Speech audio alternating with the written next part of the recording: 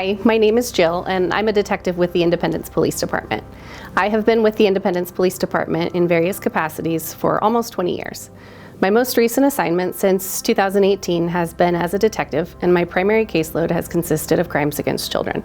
Today I would like to speak candidly about an issue that may cause people to feel uncomfortable: awareness surrounding the physical and sexual abuse of children.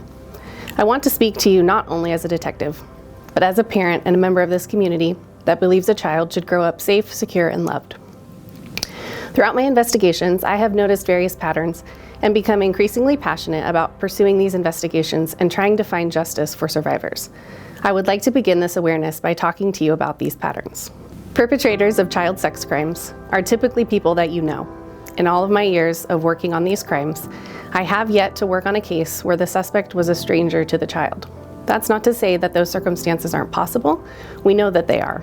However, the idea of stranger danger is a rare occurrence and not as pervasive as movies and TV would have you believe. The truth is that the people who are most likely to hurt our children are the ones closest to us, the ones living in our homes or next door, the ones who watch and teach our children, including daycare facilities. And that knowledge is terrifying.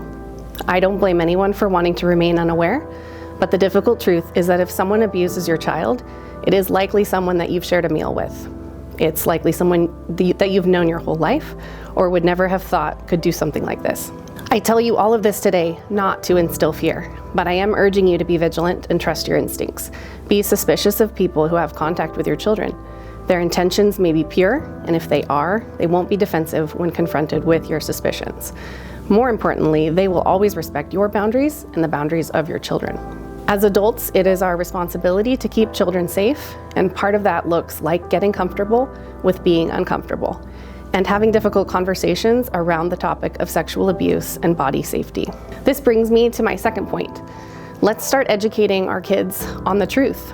Get comfortable being uncomfortable. Teach your children the proper words for their body parts. Make sure you're open to answering questions about body parts and functions, and avoid speaking about these things as if they are shameful or something to hide.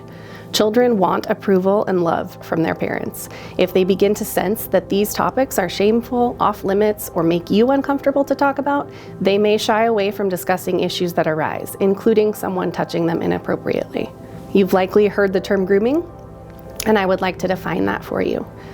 In the simplest of terms, grooming could be defined as actions meant to gain the trust of a potential victim. Grooming is normally a pattern of events that can take place over an extended period of time. Examples could be constant gift giving, complimenting a child on how mature or trustworthy they are for their age, sharing secrets, or pushing boundaries. The first step to preventing and fighting child abuse is learning to talk about this uncomfortable matter.